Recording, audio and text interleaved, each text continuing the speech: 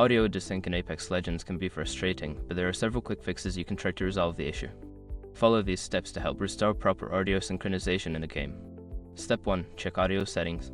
Go to the audio settings in Apex Legends and ensure that the audio output device is correctly set. Make sure the correct speakers or headphones are selected and that the volume levels are appropriate. Step 2. Update audio drivers. Ensure that your audio drivers are up to date. Visit the manufacturer's website for your sound card or use Windows Update to check for the latest drivers. Installing the latest drivers can often resolve audio issues. Step 3. Adjust in-game audio settings. Try adjusting the in-game audio settings. Lower the audio quality or change the audio mix settings to see if it helps with the desync.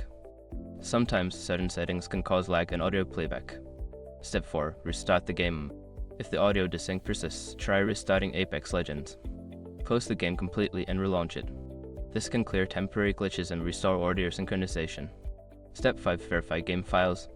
If none of the above steps work, verify the game files through the game launcher Origin or Steam. This process checks for any corrupted files and replaces them, which can fix various issues, including audio desync.